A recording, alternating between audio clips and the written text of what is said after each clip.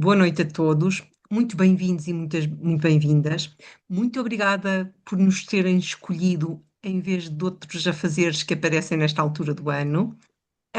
E bem-vindos à última sessão, deste ciclo de conferências invasoras às quartas, que, como muitos provavelmente já sabem, é uma das iniciativas da Rede Inveco, uma rede informal da SPECO, da Sociedade Portuguesa de Ecologia, que tenta ligar e promover o conhecimento sobre as espécies invasoras em Portugal, de uma forma muito informal, de uma forma muito abrangente, desde simples cidadão que se interessa, até profissionais que trabalham com espécies invasoras, até profissionais que trabalham mais na área da sensibilização e incluem espécies invasoras, professores, alunos, toda a gente é muito bem-vinda à Rede Invec. Eu acho que já a minha colega deve ter posto aqui exatamente os links.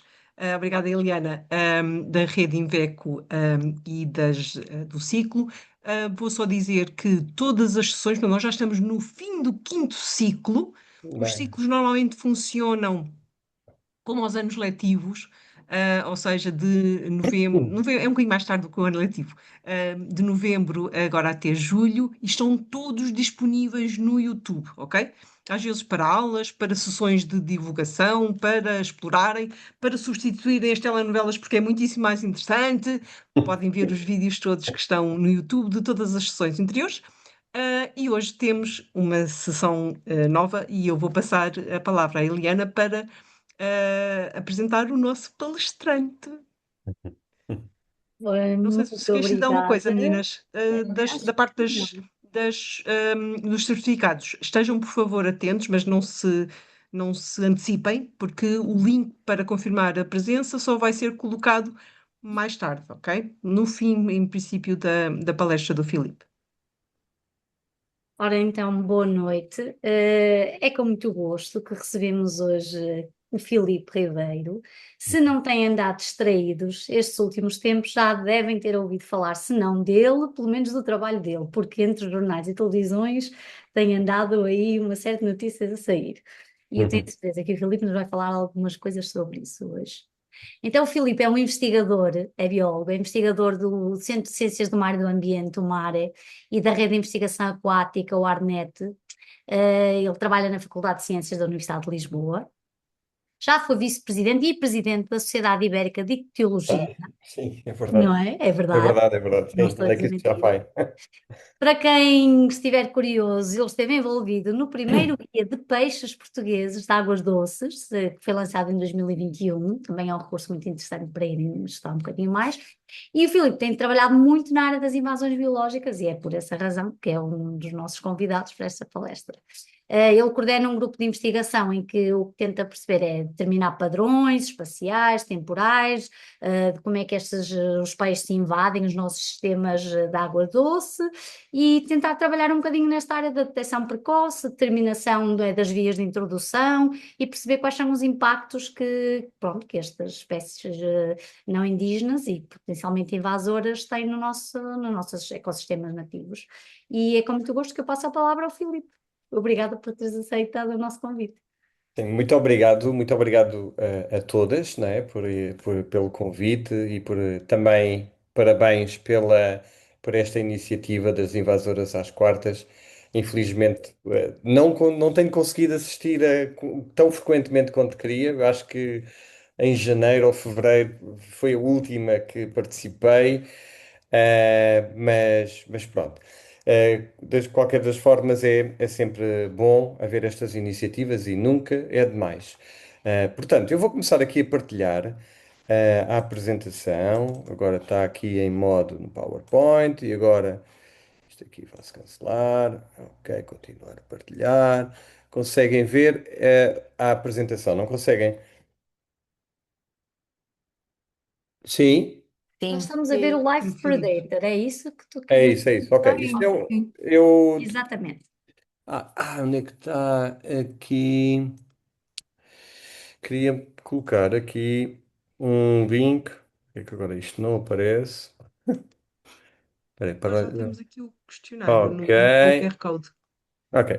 Vou colocar aqui um link para um inquérito de percepções, para quem não tenha ouvido, para toda a gente preencher e preenchendo. Não se assustem, porque na realidade, apesar de ter muitas perguntas, é uma coisa global. Na realidade, agora vou voltar aqui. Na realidade, o número de perguntas é muito mais pequeno do que essas. Ahm, Portanto, agora compartilhar, vamos lá. E agora, pronto. É uma chatice. A continuar a partilhar. Bom, então, esta noite vamos falar aqui um bocadinho sobre a gestão dos peixes invasores e a gestão da pesca recreativa em Portugal. E basicamente é um tema que nós nos temos parado há cerca de 20 anos atrás, 25 anos atrás, quando comecei a trabalhar, trabalhava muito com conservação de peixes e muitas das vezes muito desconectado e frequentemente desconectado da realidade e das pessoas, não é? Um bocadinho das pessoas, e ainda era um bocadinho uma abordagem muito. O cientista gera conhecimento e faz muito pouca comunicação com as pessoas que estão, que estão no campo ou que estão interessadas nisto. E na realidade, quem trabalha com espécies invasoras trabalha muito com pessoas. Só pode trabalhar com pessoas e só pode envolver ahm, as pessoas para podermos também minimizar ou mitigar o impacto de muitas destas espécies invasoras e prevenir também a chegada de novas espécies. Por isso, a sensibilização e o envolvimento é essencial. E, portanto, em Portugal, agora se eu conseguir passar, pronto. Em Portugal, nós temos, em grosso modo, à volta de 72, 73 espécies de peixes que existem nos nossos rios e das quais 22 espécies são espécies não indígenas, ok? Algumas delas com caráter invasor,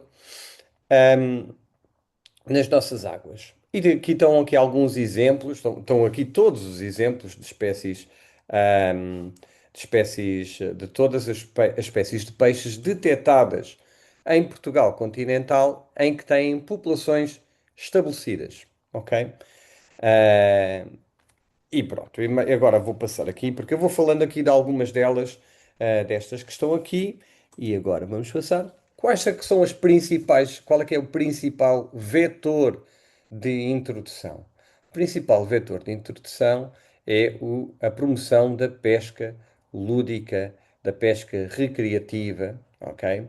E que durante o século passado foi muito motivada, foi muito promovida e havia programas de repovoamento e de introdução de espécies piscícolas no nosso território para o desenvolvimento da pesca desportiva.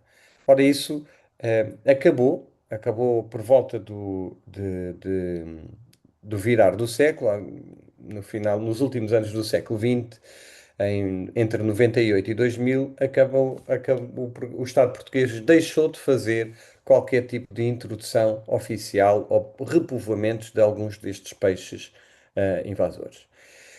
Existem outros motivos. Peixes que foram utilizados como isco vivo. Tem aqui de cima para baixo, não sei se conseguem ver o marcador ou não, mas tem o góbio, que é uma espécie da zona do País Basco, tanto de França também. O alburno, uma espécie que já vamos falar um bocadinho sobre ela, e o piscardo, em que são amplamente utilizadas como isco vivo, ou foram utilizadas como isco vivo, enquanto, por exemplo, o caso do alburno foi utilizado para promover o crescimento de outra espécie invasora, para servir de alimento. Em termos de espécies ornamentais, temos aqui algumas espécies que são algumas pouco conhecidas. Aqui o fundulo, que existe no Algarve, nas zonas da Ria Formosa, na Ria Formosa e no estuário do Guadiana. O pimpão vermelho, que este aqui não é muito vermelho porque é a forma selvagem. O chanchito e a perca-sol. Elas O xanxito e a perca-sol e o pimpão vermelho muitas das vezes eram descartados nos jardins públicos e às vezes também nos rios. Eram muito, sobretudo a perca-sol e o xanxito ainda são utilizados às vezes como espécies ornamentais em jardins públicos. Depois, o único caso de biocontrole é aqui a gambúsia. A gambúsia foi introduzida em Portugal na década de 30 do século passado, numa perspectiva para controlar as pragas de mosquitos, os mosquitos esses que transmitiam malária, e que no sul do país, sobretudo no Vale do Tejo e do Sado, era muito comum, há cerca de 100 anos atrás, haver episódios de malária. Por cima da gambúsia, temos aqui a última espécie a chegar ao nosso território em 2024, que é o Pseudorasbora parva, que é uma espécie contaminante. Vêm estoques contaminados de carpa e que chegou à Espanha, no Rio Guadiana, e depois lentamente, não foi assim tão lentamente, chegou aqui a Portugal. Portanto, tem aqui uma evolução temporal, a progressão temporal dos registros de populações estabelecidas em Portugal. No início do século XX, tínhamos 4 espécies que tinham sido introduzidas na Estação Aquícola Nacional: a carpa, a tenca, o pimpão e a truta arco-íris.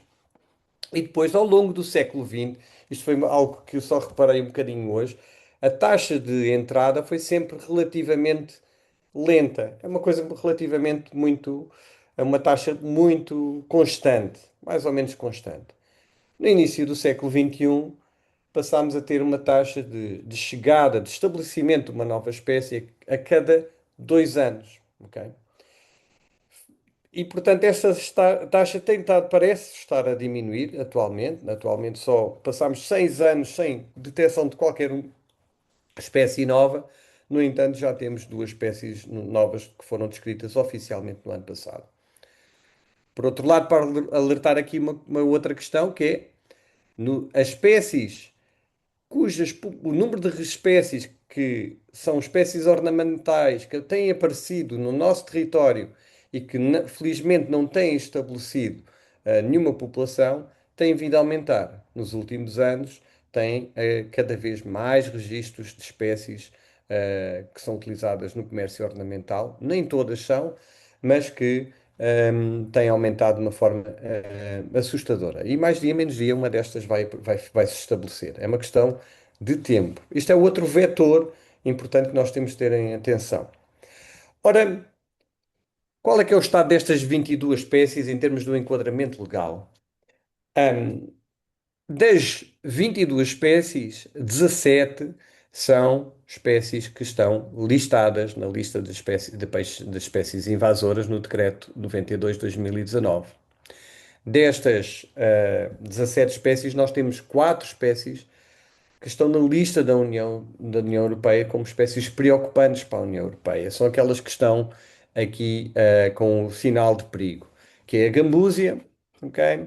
É o peixe-gato negro, o fundo e o pseudorasbora parva, ok?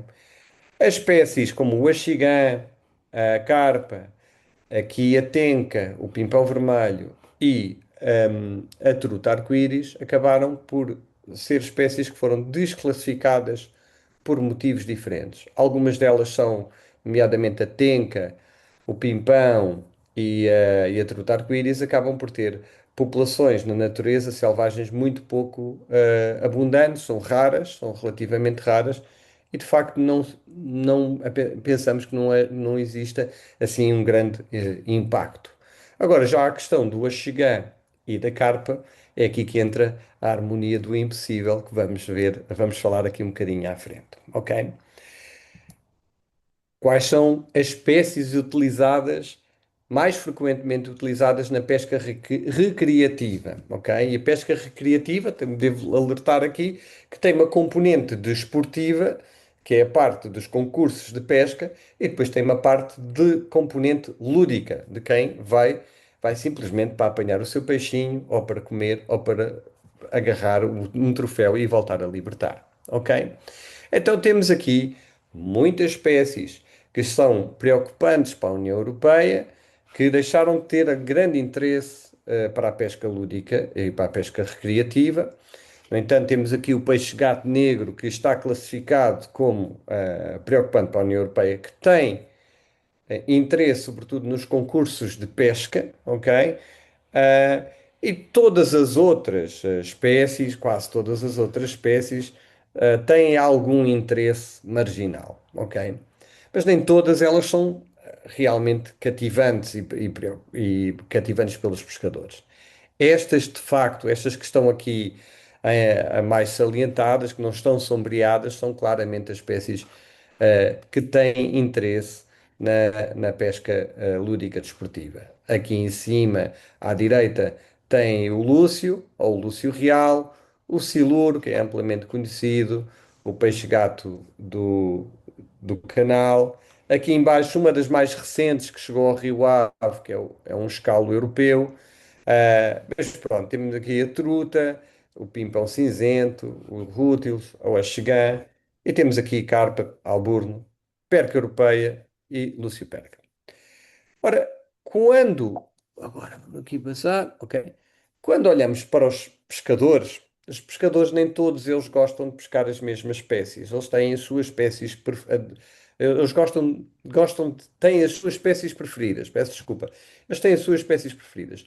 Atualmente existem 98 mil pescadores recreativos. Há 98 mil licenças de pesca que são vendidas, à volta de 100 mil, isto varia de ano para ano, mas o ICNF vende cerca de 100 mil licenças de pesca que podem ter diferentes tipologias. Pesca nacional, licença regional, licença semanal, creio. A maior parte dos pescadores em Portugal, dos pescadores em águas interiores, ok? Isto é só em águas interiores, não é em mar. Em mar já é outro mundo que eu desconheço totalmente. Mas a maior parte dos pescadores vai simplesmente pelo prazer de apanhar um peixe, de estar ali na parte de apanhar um peixe, às vezes poder levar um peixe para casa para comer.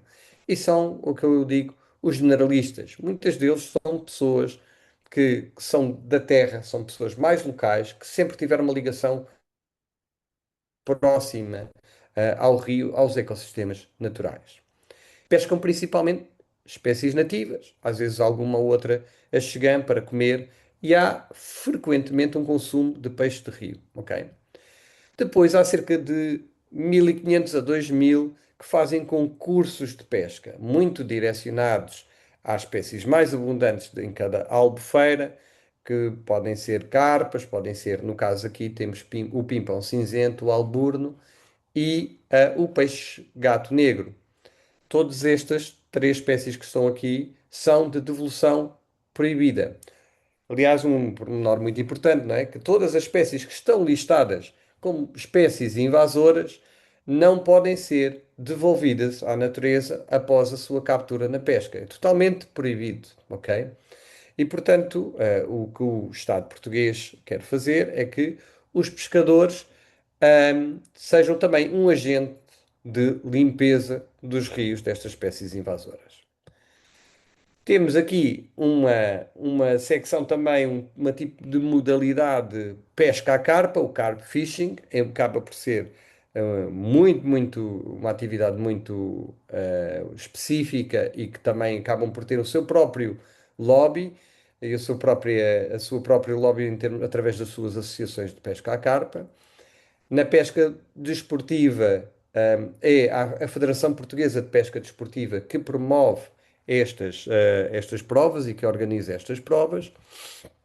Temos também aqui uma componente de pesca à truta, que acontece principalmente no centro e norte do país, no sul, os rios não são salmonícolas, portanto, quanto mais para norte, maior a frequência de rios salmonícolas e por isso maior interesse na pesca à truta, que é uma espécie nativa.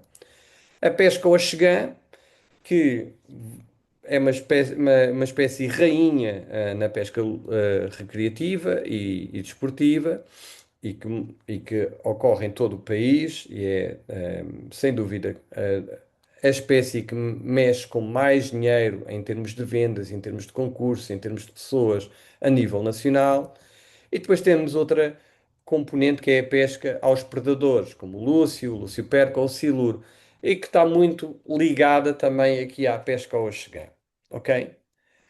Ora, todas estas tipologias, ok, da pesca desportiva, da pesca à carpa, ao axegã e à truta, são pescas que são muito, os pescadores recreativos acabam por fazer a pesca sem morte, ok?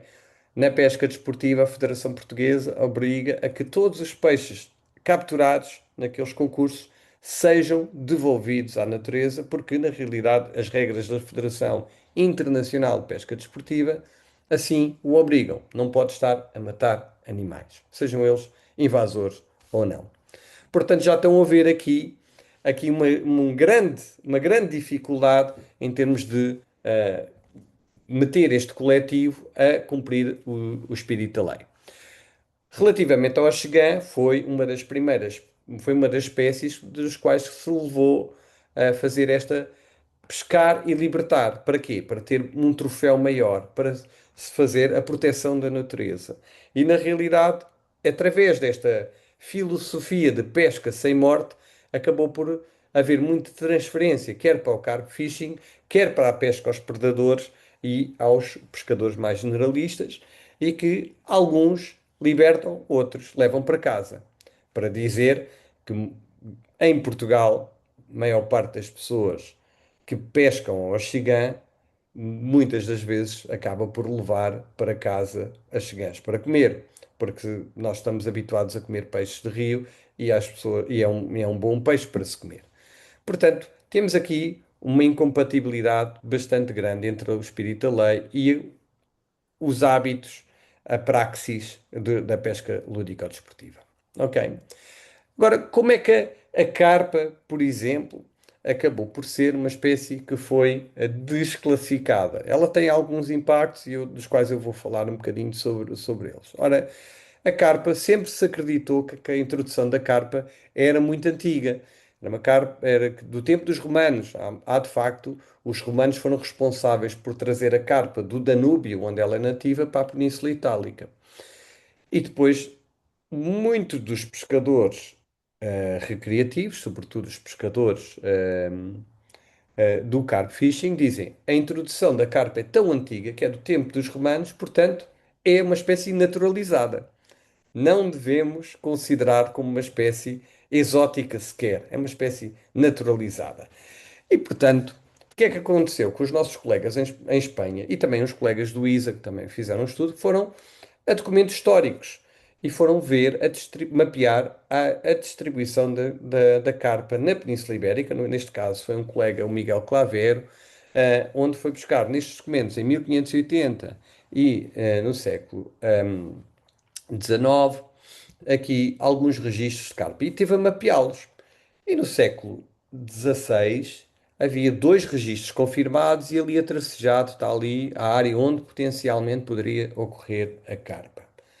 No século XIX, no início do século XIX, também havia meia dúzia de locais em Espanha. Em meados do século XIX, igualmente, não eram assim, não passava mais do que uma vintena. Só no final do século, só a meados do século XX, no início do século XXI, é que a espécie disparou. Porquê?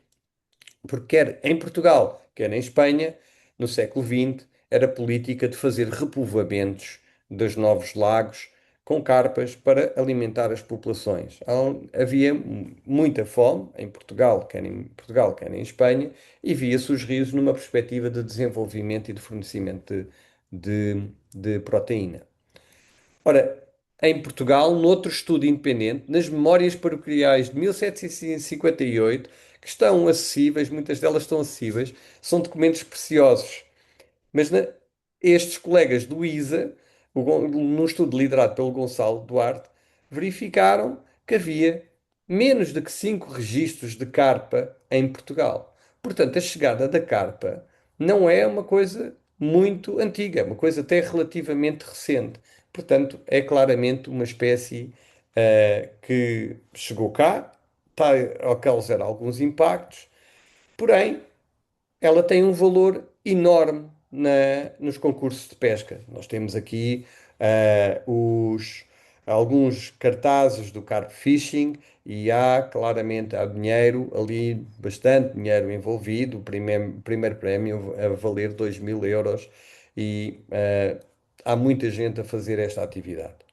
O que é que acontece? Qual é que é o problema da carpa? A carpa é um peixe bentónico, que ao alimentar-se, no fundo, das albufeiras e dos rios, das albufeiras que nós precisamos para água de boa qualidade para beber, vai aumentar a turbidez da água, ok? Reduzindo aqui a zona eufótica e que também, alimentando-se do fundo, muitas das vezes nas margens, acaba por destruir plantas macrófitas, ok? Que são essenciais para a limpeza para a retirada de nutrientes da água. Ora, ao fazer isto, há mais sedimento em suspensão, acaba por haver também mais nutrientes na camada eufótica que vão aumentar a produção de fitoplâncton e vai haver uma perda da qualidade da água. Portanto, tem impactos de grande escala, sobretudo em albufeiras que são utilizadas para consumo de água.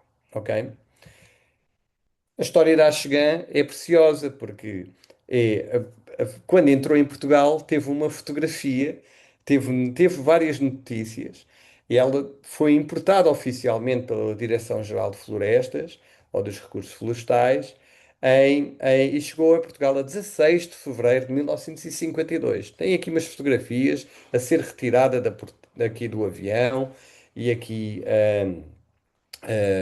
a pessoa responsável a olhar para um contentor com 200 alevins. É uma espécie piscívora e é a espécie rainha da pesca lúdica em Portugal. E foi dispersa, introduzida oficialmente até o ano 2000, ok? Pelo Estado português. Ora, sabemos exatamente onde é que foi introduzida. Foi na bacia hidrográfica, no açude das Silveirinhas, e não me recordo agora o nome da herdade. E depois, em 1953, foi logo transportada para o Rio Sorraia. E o que é que acontece? É um peixe predador, é um peixe que entrou, que ocupa sobretudo as barragens, e o primeiro estudo feito em 94 foi em Albufeiras. Depois apareceu um estudo no Rio Raia, em 94, ou seja, quase 40 anos, ou quase 40 anos depois da chegada da, da Axegã a estes rios. E que coincidentemente foi com a explosão da perca europeia, da perca sol e do lagostim de rio, duas espécies invasoras e que, surpresa das surpresas, a presa que mais comia, a carpa mais, que a caxigã que mais comia, eram estas duas, não é? Portanto, acabou por não haver impacto, não é? E o que acontece? Mais outro estudo também foi realizado, também na década de 90, e que verificámos que havia uma grande componente de peixes não identificados. À altura ainda não havia chaves, próprias e também isto é natural. Muitas das vezes nós apanhamos uma vértebra ou apanhamos uma espinha, não sabemos de que peixe é que é, por isso não é diagnosticante. Ora, de certa forma, isto, comparando esta ausência de provas de impacto com os milhares de desportistas ou de pescadores lúdico-desportivos que fazem pesca dirigida ao Axegã e que movem milhões de euros a nível anualmente. Por exemplo, aqui em Torre de Moncorvo, houve 14 equipas, 14 seleções internacionais onde fizeram uma prova do Campeonato do Mundo. Isto envolve muito dinheiro para a economia local. E de facto, na Albufeira do Sabor, acabamos, infelizmente, por ter muitas espécies exóticas invasoras naqueles locais e, portanto, a Axegã vai estar a alimentar-se dessas espécies. Acaba por ter um impacto mínimo. Então, qual é que é o enquadramento legal que nós temos? Podes pescar e libertar em albufeiras, nos rios tens que pescar, se pescares um axegã, tens que o reter, ok? Não podes voltar a libertar para a natureza. Porque os rios, de uma forma geral, acabam por ter comunidades de peixes dominadas por espécies nativas. Portanto, assim ficaram estas duas espécies, a carpa e o axegã, saíram da lista das espécies invasoras pela sua importância para a pesca lúdica e desportiva, e pelo o facto de não haver evidências do seu impacto. Ora, quando eu comecei a trabalhar nesta parte das evidências dos impactos de algumas destas espécies, para que não fossem desclassificadas, porque senão isto depois, mais dia menos dia, é o dinheiro que vai falar, não vai ser mais nada. Então, o alburno, que é um peixe utilizado para a alimentação do axigã, foi disperso em menos de 10 anos, de norte a sul. O primeiro registro ali na bacia hidrográfica do Guadiana, em Campo Maior, e em 2011 já estava no Douro, 2012 no Rio Ave, e hoje em dia é utilizado, é tão abundante em albufeiras, que é uma das espécies que mais utilizadas nos concursos de pesca, porque os pescadores apanham ao peso, principalmente ao peso, que fazem, que ganham os concursos. Então apanham vários, imensos, imensos, é uma brutalidade. E, portanto, um dos principais impactos que nós vimos, demonstramos disso de norte a sul, é que esta espécie hibrida com o escalo do norte, com o bordal, com o escalo do sul, e este estudo que publicámos há cerca de 5 anos atrás, encontramos cerca de 30 locais de, com híbridos na natureza. E isto é algo que está a acontecer e cada vez mais frequentemente que irá acontecer. E não há muito a fazer, nós não vamos conseguir parar aquilo que está a acontecer na natureza, infelizmente. Ora, mais uma vez, não é só na natureza, não é só nas espécies, nos nossos valores naturais, nas espécies nativas, mas também nos serviços dos ecossistemas. Esta espécie é plantonívora, alimenta-se do fitoplâncton, do zooplâncton que filtra os volumes de algas nas albufeiras. E, portanto, tens mais de um plantonívoro, vais ter menos organismos filtradores na água, vamos ter mais biomassa de clorofila na água e mais problemas de qualidade de água. Aqui à direita tem o exemplo de uma rede de pesca, de uma rede científica que tem diferentes painéis e que ficou de uma noite, durante uma noite, que é a nossa metodologia atual, e apanhámos 3.000 peixes só com esta rede, só com alburnos. Demorámos 2 dias a tirar o peixe todo, ok? 2 dias a tirar o peixe desta rede. As densidades deste peixe em algumas albufeiras são absolutamente brutais, avassaladoras, ok? Na Catalunha, há estudos que associam a perda da qualidade da água das albufeiras a esta espécie, ok? Em Portugal, não há qualquer evidência, qualquer estudo que tenha abordado. Ora, os predadores, os tão apetecíveis predadores. Uns deles, o mais recente é a perca, europeia.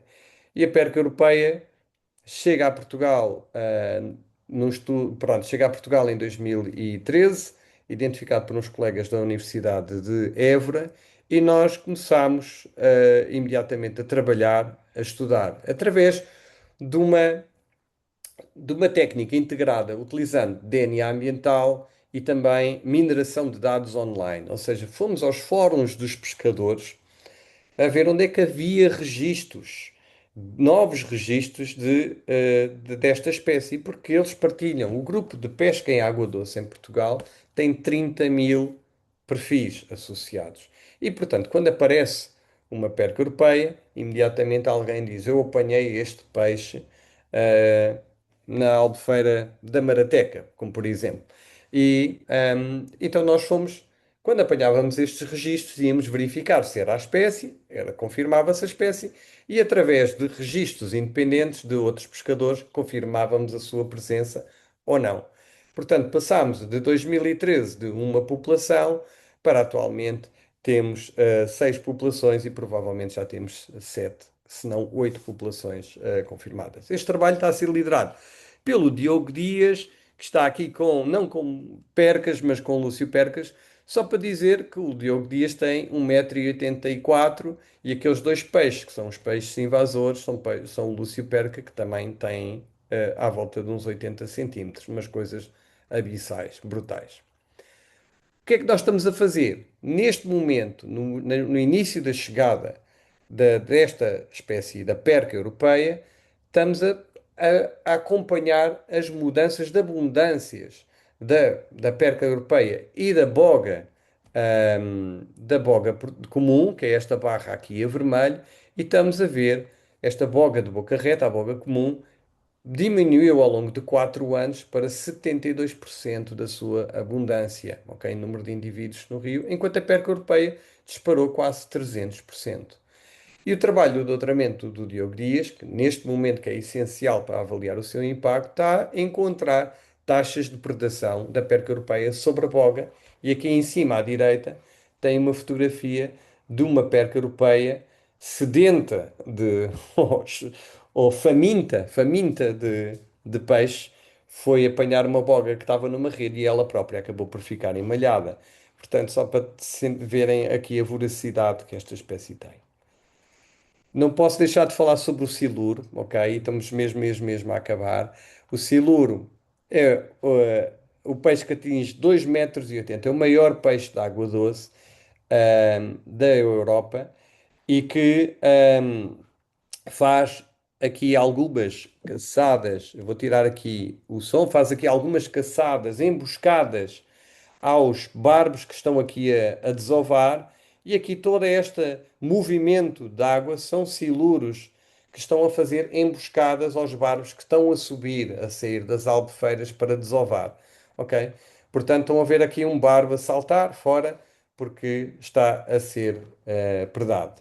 Portanto, são espécies, esta espécie é uma espécie que aprende onde estão as presas mais comuns. Frequentemente, não em Portugal, mas em Espanha e em França, vêem-se eles a caçarem pombos que estão à beira da água a beber água e eles aproximam-se e comem. E, portanto, são espécies que esta espécie tem uma capacidade de aprendizagem. Ok? No estudo da Mafalda Moncada, verificámos que no Rio Tejo, em 30 espécies possíveis, detectámos 23 espécies de peixes nos estômagos de silures. E foi o estudo mais compreensivo que nós fizemos. E daquelas espécies mais abundantes, claramente a enguia, a tainha, o barbo, o peixe-rei, o sábio eram as espécies mais importantes. E o que é que acontece?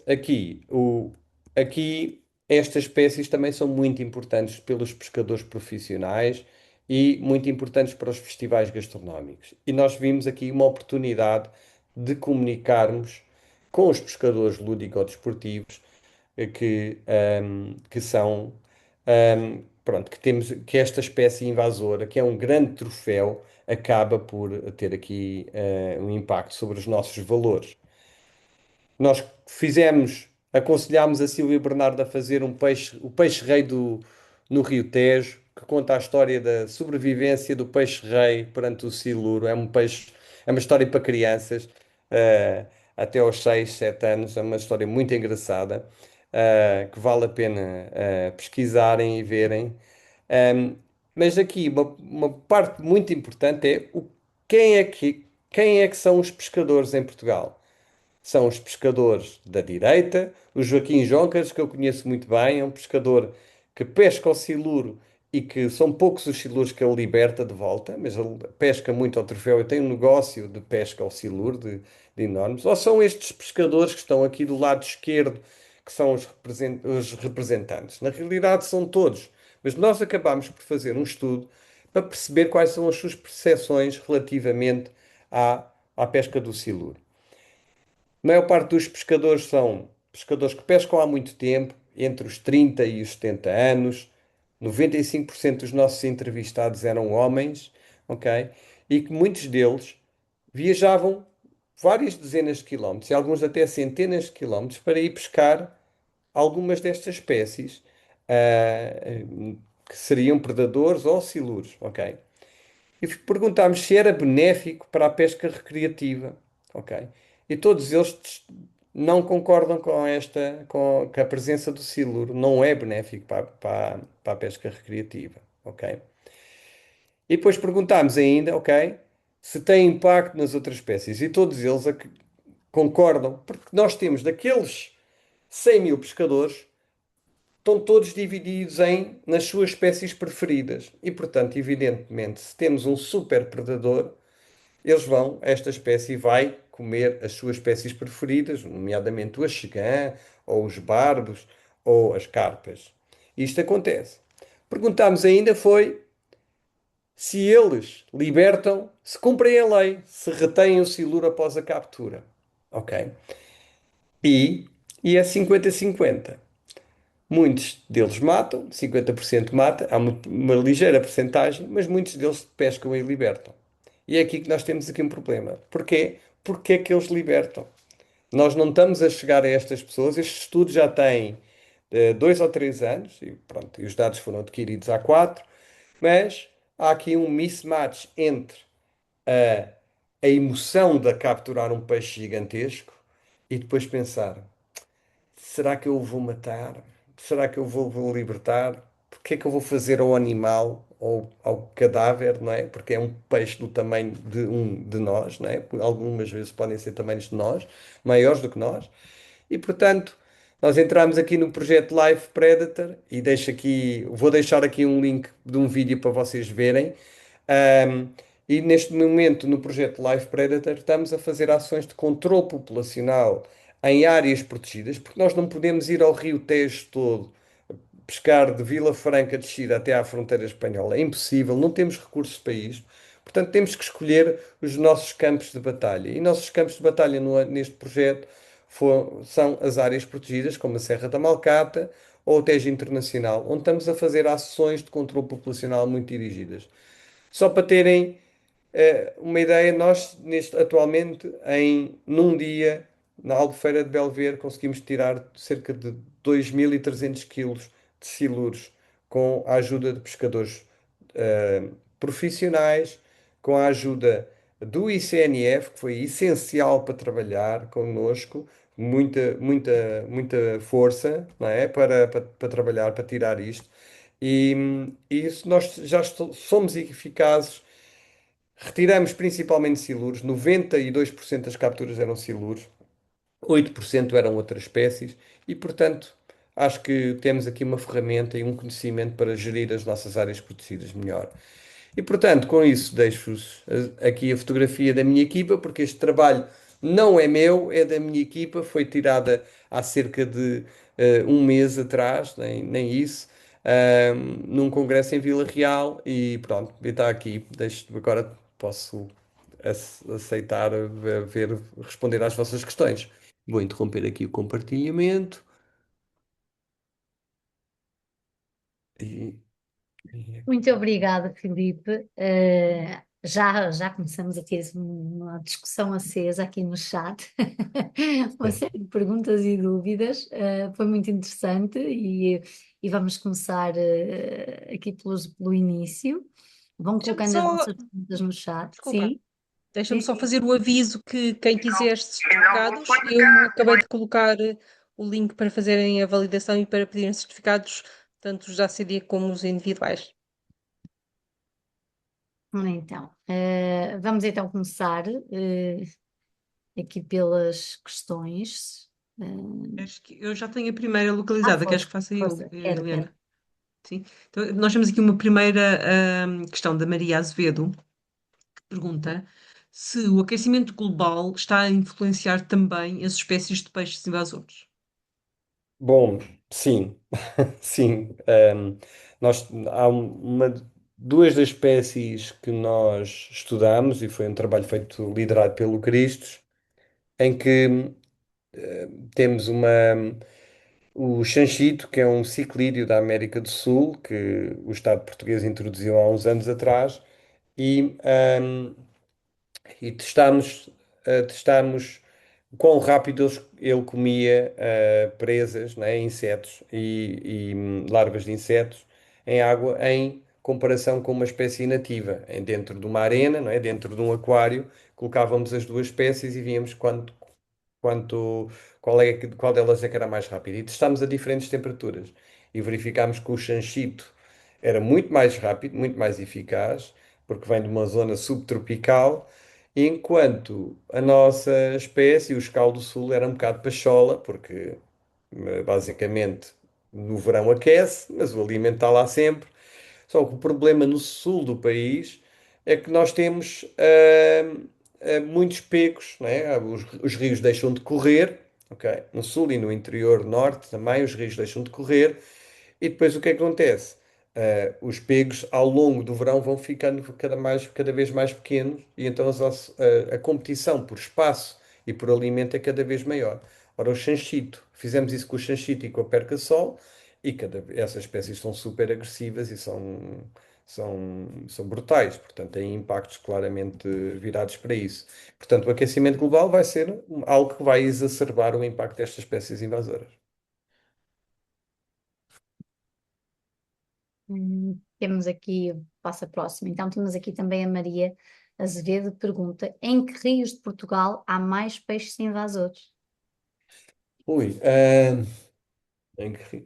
De uma forma geral, os grandes rios, o Tejo, o Guadiana, o, e o Douro, acabam por ser portas de entrada, e o Minho menos, mas os rios internacionais, pela sua área, acabam por ser as portas de entrada de muitas espécies que são introduzidas em Espanha, e a maior parte dos peixes, eu não abordei esta questão aqui, mas a maior parte dos peixes são introduzidos inicialmente em Espanha e depois são introduzidos nos rios internacionais, nas partes mais altas, e depois acabam por vir rio abaixo.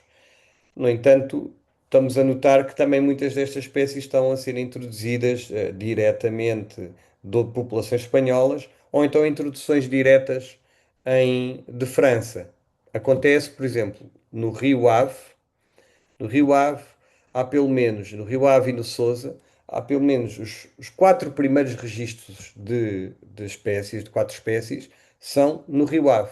Não há uma ligação com Espanha. Nós costumamos dizer, pronto, quando eu comecei, costumava-se dizer que nós não podíamos fazer nada porque os espanhóis não faziam nada e a gente acabava por ter problemas com os. Pronto, estávamos dependentes do que os espanhóis faziam. Mas nós estamos a perceber que há uma, em alguns locais, e no Val do Ave, houve muita imigração para a França. E as leis da pesca em França são muito diferentes de cá. Pode-se pescar com iscos vivos. Cá é proibido. Cá em Portugal e em Espanha. Pode-se ir à Decathlon, comprar peixes e colocar no teu rio. Lá. Podes fazer isso. Então o que é que uma pessoa faz? O que é que faz? Pede ao primo que está lá imigrado e muitas das vezes o primo vem cá no verão e traz. E, e nós temos o Luciperca, o primeiro registro em Portugal continental do Luciperca foi na barragem do Hermal. Depois temos o Gardon rútilos, que é uma espécie vendida. O Gardon é vendida na Decathlon em França, como isco, ok? O primeiro registro é em Portugal, é no Ave. O Piscardo, que também é vendido como isco vivo, o primeiro registro é no Rio Sousa, que é ali ao lado, é um tirinho. E depois, agora temos o escalo que é uma espécie híbrida, ok? Que é um escalo europeu, que o primeiro registro é no Rio Ave. Portanto, é claramente um problema ali o Rio Ave, em que há muita gente que pede ou traz de França, de outros sítios para cá. Portanto, é assustador um bocado, às vezes Houve acaba. uma campanha focada no Rio Ave. Sim, sim, é verdade, sim, sim.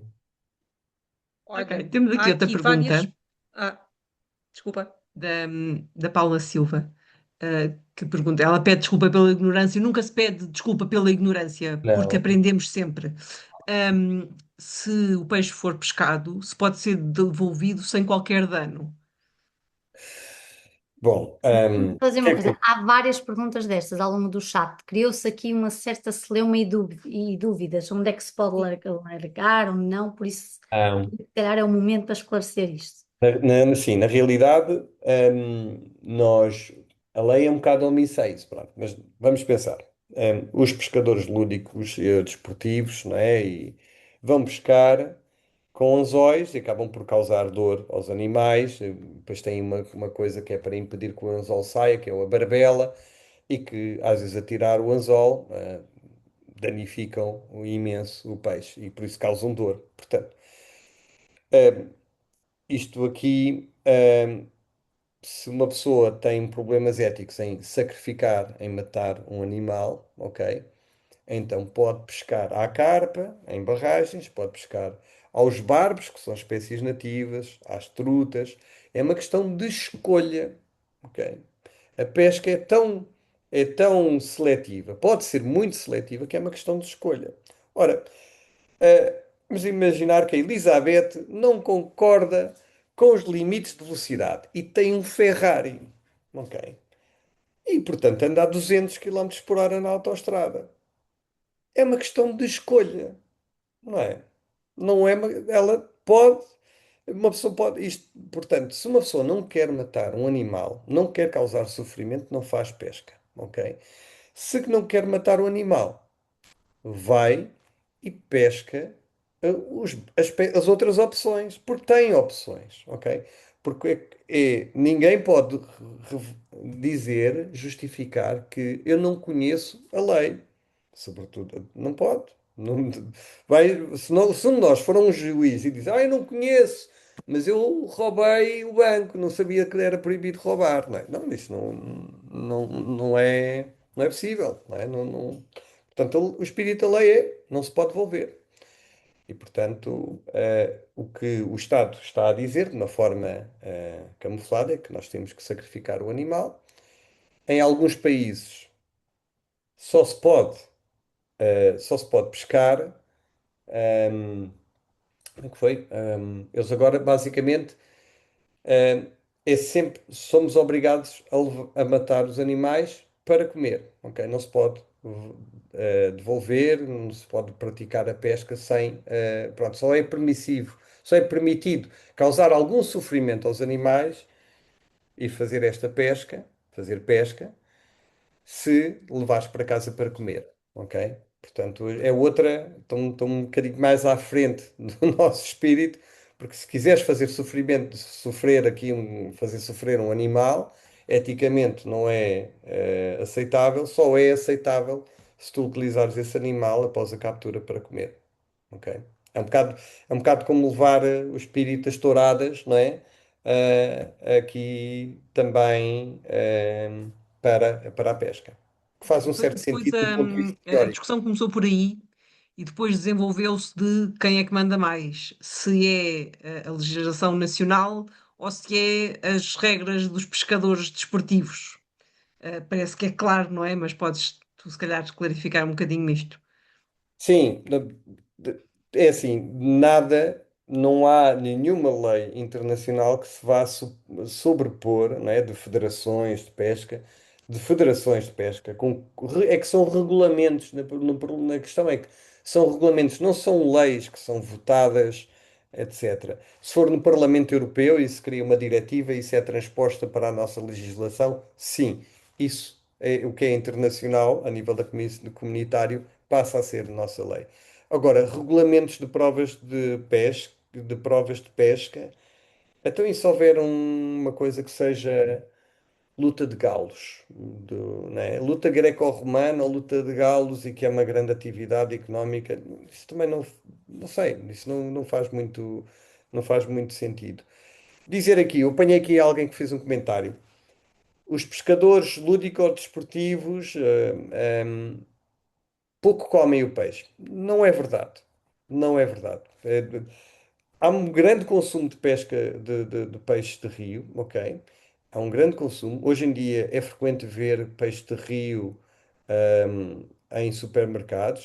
Se forem ao Auchan, vão ver frequentemente. É peixe que é capturado com pescadores profissionais e, portanto, nós temos não só a comunidade imigrante de países de leste que come carpa, pimpão, mas também hoje em dia temos aqui algumas destas espécies invasoras que assumem valores muito interessantes em termos da pesca comercial. Ok? O Lúcio Perca é claramente uma das espécies que hoje em dia, numa venda direta, pode chegar aos 12 euros o quilo, ok? De peixe de grandes dimensões.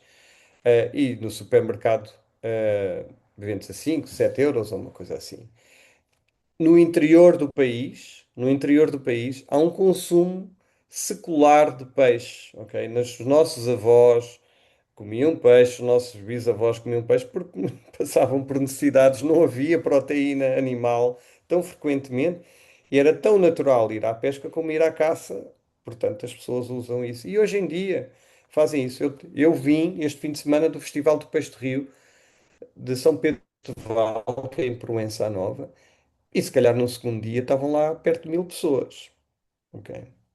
E há o Festival do Peixe de Rio do Alandroal, que são vários dias, acho que são 2 fins de semana, e leva milhares de pessoas. E por esse país afora existem pelo menos uns 20 a 30 festivais de peixe de rio. E portanto há um consumo, só que às vezes ouvimos mais aqueles que são urbanos, e não aqueles que estão no interior do país. E se calhar então agora mudava aqui para um outro tema que também já apareceu várias vezes aqui no chat e que tem a ver com a antiguidade, ou o tempo desde a introdução. E se as espécies que estão cá há muito tempo ou não, se alguma vez podem ser consideradas nativas, então, já que já estão cá há tanto tempo, como é que é esta discussão? Então, aqui, se calhar vamos aproveitar que temos uns biólogos aqui e Epá, esclarecer também pois, esta questão. eu acho que no mundo da botânica, tudo o que é anterior, e vocês corrijam-me que são mais especialistas, né? Mas tudo o que é anterior a 1500, né? São espécies que são, não sei se são naturalizadas, mas há um termo Arqueófitos, arqueófitos. arqueófitos, né? Os arqueófitos. Na Mas minha não passam a ser nativas, ok? Arqueófitos percepção, é exótica muito antiga. exótica muito antiga. E o que é que acontece? Acontece é que, sei lá, a gambúsia foi introduzida em 1932, né? Foi há quase 100 anos. E se calhar nos primeiros 20 ou 30 ou 50 anos era uma espécie relativamente localizada em alguns rios no sul do país, em algumas albufeiras. Hoje em dia as pessoas introduzem a gambusa em todo lado e devido, se calhar, ao facto dos verões serem um bocadinho mais quentes, elas acabam por ter mais posturas a cada ano, porque a gambusa a cada mês pode produzir uma postura, ok? E torna-se mais invasora assim, mais abundante e acaba por ter aqui alguns impactos nas espécies nativas. Portanto, até algumas espécies que são introduções muito antigas, de um momento para o outro pode haver algo ambiental que se tornem muito, muito invasoras e ter aqui impactos. E, portanto, eu acho que não, para mim, é uma vez exótica, será exótica, pode se tornar invasora ou não, pode se tornar um problema ambiental, mas nós não conseguimos ir a todas, não é? E portanto vamos àquelas que ou que nos ajudam no nosso trabalho de divulgação ou que achamos que têm grandes impactos aqui das espécies invasoras, ok? Eu acrescentava até que na parte das plantas é muito utilizado, naturalizado como sinónimo de estabelecida, ou seja, espécies que são exóticas, que conseguem manter as populações e que a partir de certo momento algumas dessas serão invasoras, outras mantêm-se mais ou Ok. menos estabilizadas e conseguem conviver com as outras espécies e não chegam a aumentar as suas populações em grande número, mas naturalizado nunca é sinónimo de nativa. Uma espécie que é exótica nunca será nativa. Nós temos, tal como tu falaste das espécies que foram introduzidas na altura dos humanos, também não são consideradas nativas. Não, pois. E nós não utilizamos a parte naturalizada, utilizamos o termo naturalizado utilizamos estabelecida e pronto, é um bocado nessa perspectiva. Mas sim, mas achamos Nós que às vezes usamos naturalizada como sinónimo de estabelecida. sim, exatamente. E às vezes é um bocado, tenta-se fazer um branqueamento, assim, às vezes esse termo, pelo menos nos debates, não é? Coloquialmente, pelo menos com alguns pescadores, acaba por haver aqui alguma, eh, pronto, branqueamento dos seus impactos e tentar arranjar aqui uma forma que não seja tão negativo a essas espécies. Viver com elas. Olha, depois há aqui perguntas sobre o siluro. Ui. A Sónia começa por perguntar se ele pode ser perigoso para os humanos, nomeadamente para as crianças. E depois o José Alberto pergunta se ele pode entrar nos rios mais pequenos. Sim, podem entrar nos rios mais pequenos, nós já vimos isso, na Ribeira da Meimoa, existe uma albufeira, que é a albufeira da Meimoa, do Meimão, pronto, que existe na Serra da Malcata, tem lá siluro, uma população de siluro que introduziram lá ilegalmente, mas a jusante, a espécie tem passado e tem ocupado esse rio. Não tem animais muito grandes, mas eles estão lá. Eles estão lá e nas praias fluviais podem aparecer alguns indivíduos de 20, 30 centímetros, mas nós nunca capturamos nada mais do que 10 centímetros. Atacar humanos, não. Não há assim, não é uma espécie tipo tubarão que vê uma perna de uma pessoa, de um veraneante qualquer e vai lá comer. Agora, fazem ninhos e são altamente territoriais. Agora, se alguém tiver o azar de saltar para cima do ninho, que esteja lá um macho a defender o seu território, ele pode entender isso como uma invasão ou um ataque. E o que é que aconteceu há 2 anos atrás?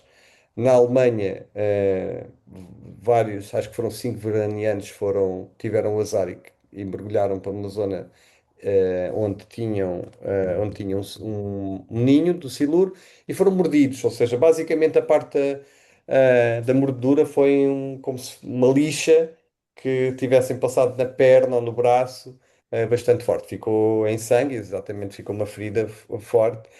E portanto, depois foi lá a autoridade e matou o peixe. E este ano, acho que na República Checa também houve um caso desses. Portanto, eu compreendo, eu compreendo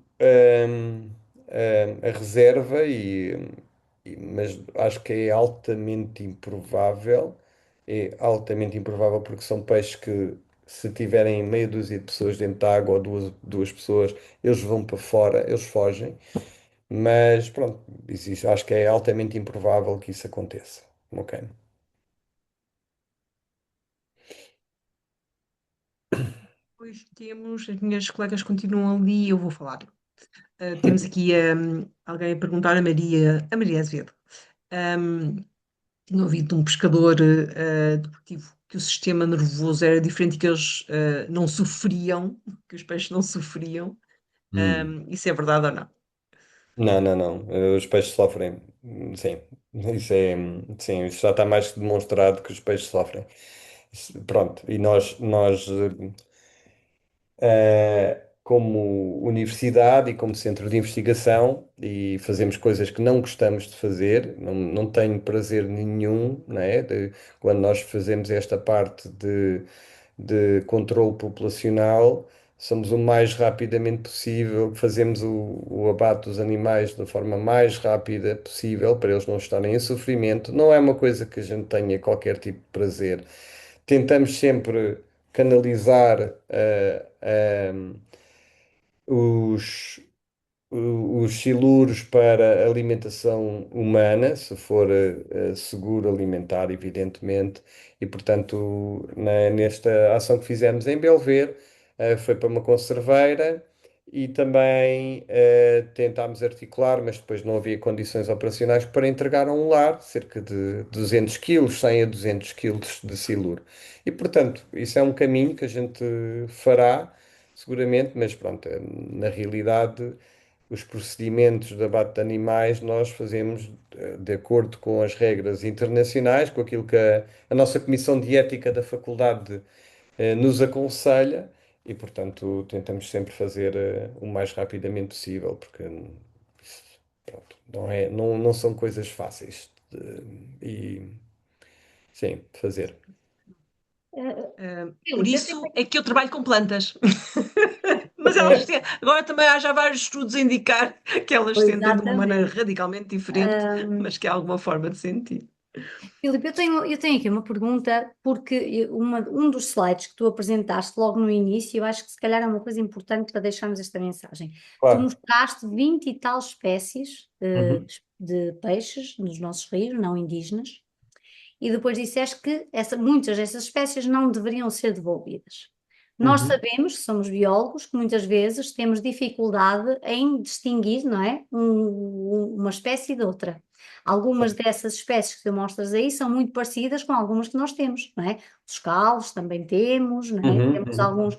uhum. Para quem não é um especialista, pode confundir, não é? Um bocadinho essas espécies, não Sem é? Se dúvida. for um pescador muito experiente, se for de vez em quando, ou alguém, o que é que tu aconselhas, não é? Onde é que nós podemos ir informar-nos, nós, como pescadores lúdicos e recreativos, que podemos, num fim de semana, ir para a barragem do Hermal, que eu ia muitas vezes quando era pequena, mas não libertei lá nada. Como é que tu podes deixar um conselho aqui para nós disseminarmos para os nossos conhecidos, os nossos familiares que gostam de pescar, onde é que podem ir buscar informação e aprender a distinguir o que devem devolver para não estarem também depois a tirar espécies que são Certo. nossas, a pensar Exato. que não posso devolver, na dúvida fico com todas, e se calhar estamos também a ter um impacto naquelas nossas nativas. Exatamente, exatamente. Sim, pronto. Há o guia dos peixes, não é? Mas isso não é de livre acesso, não é? Uma pessoa tem que comprar o guia dos peixes, etc. Nós, no âmbito fundamental, nós produzimos uns folhetos, produzimos 50.000 folhetos para chegar aos 100.000 pescadores, né? A ideia foi pelo menos chegar a um a cada dois pescadores. Não sei se vamos chegar a tanto, porque nós temos estado a distribuir em muitas ações de sensibilização, quer no projeto Live Predator, quer noutros, mas que têm basicamente todas as espécies exóticas, e invasoras, em Portugal. E eu, por acaso, isso não está em lado nenhum em termos da versão digital, mas não temos problema nenhum em divulgar isso, ok? Em colocar isso. Isso também, se calhar, é uma coisa que nós devíamos articular para disponibilizar. Ahm, Nós deparamos frequentemente com esta dificuldade, até pelo CEPNA, até por quem deve fazer a vigilância. E, portanto, a reboque do projeto Life Predator, ah, apesar de não estar bem enquadrado essas ações de formação, nós temos estado a dar ações de formação, sobretudo na zona da bacia hidrográfica do Tejo, desde Castelo Branco, Guarda Castelo Branco, Porto Alegre, Lisboa, pronto, para o ano devemos fazer em Santarém, numa perspectiva de poder passar este conhecimento, que está às vezes retido nos guias, e o guia dos peixes, apesar de ser muito fácil e de ser muito, não ter muitos termos científicos, não deixa de ser uma coisa que tens que ter muito interesse para estar a ir lá, a folhear todas as espécies. Mas sim, mas nós estamos a fazer essa capacitação, mas pronto, sim, é um bocado difícil em termos genéricos, mas online na nossa página, desculpa, Eliana, ias dizer mais uma coisa, Sim. mas online na nossa página do Fish Invasions Lab temos feito campanhas com as diferentes espécies. E um dos caminhos que a gente também quer fazer no futuro é valorizar as nativas para a pesca lúdica e desportiva, não é? Exatamente. Que é essa Sim. parte que é o caminho que a gente deve fazer. Nós, se calhar, vamos aproveitar e vamos pôr aqui no chat o link para o vosso site, se quiseres E pôr. no Já Facebook aí eu vou pôr, estás, eu vou, já eu vou, está. eu Fish vou. Invasions Lab, vocês podem visitar. Nós já pusemos também no chat o Live Predator. Ok, ok. E quem tiver dúvidas tem sempre o contacto do Filipe, podem contactar. Este é o site, mas eu vou pôr aqui do Facebook. No Facebook somos mais Exatamente, ativos. O site está mais. exatamente. E já Já estamos a estamos passar aqui da nossa lançados hora. fora da hora, nossa hora. Olhem, eu acho que não ficou nenhuma resposta, nenhuma pergunta por responder, mas se ficou, depois podem nos enviar para nós enviarmos ao Filipe. Mas como hoje é a última sessão das Invasoras às quartas, se quiserem deixar sugestões para o próximo ciclo, são bem-vindas. Depois, obviamente, nós teremos que ajustar mediante os palestrantes que temos, mas fica já o aviso que, em princípio, teremos 6º ciclo de invasoras às quartas, que deverá começar em novembro deste ano, mas depois do verão. Muita gente a dar-te os parabéns, Filipe, gostaram muito da tua apresentação, e nós também agradecemos muito. Se não houver mais questões, se calhar despedimos-nos por hoje. Nada. E só dizer que Falta o TPC, a falta dado, o TPC, espera, não nos liguem. e a dado momento tivemos aqui 101 pessoas online, Bem, por isso conseguiste É competir verdade. bem com o outro Um, nacional. e o TPC é, brutal, brutal. façam favor de registar as espécies que virem, plantas, animais, dentro d'água, fora d'água, onde quiserem. Cogumelos, lembrem-se da sessão dos cogumelos, também temos cogumelos invasores. É verdade. Registem-nos no iNaturalist ou noutra plataforma, mas registem-nos para aumentar o conhecimento, o vosso e o nosso, não é? Porque ao mesmo tempo que aprendem a dar nomes às espécies, estas aplicações hoje em dia funcionam quase como um filtro de nomes, mas também dão os dados dos registros para sabermos esta mineração que o Filipe estava a dizer. Muitas vezes vem é verdade que vem de redes sociais e coisas assim, mas nas plataformas de ciência cidadã é valiosíssimo o registro que os registros que todos podem fazer. Portanto, continuem a fazer, está bem? Eu vou dizer continuem, porque eu acho, que espero que muitos de vocês já conheçam, vou pôr aqui Naturalista. Ok? Aqui de novo o link do questionário que o Filipe colocou no início sobre as albufeiras para também poderem responder. Obrigado. E vamos parar a nossa gravação. Boas férias para todos. Espero que haja uns momentos tranquilos de pausa para todos. Um, e vemo-nos em novembro, se tudo correr bem. Vivemos antes, ok? Boa noite a todos. Férias, Obrigada. obrigada. A todos. Boa noite.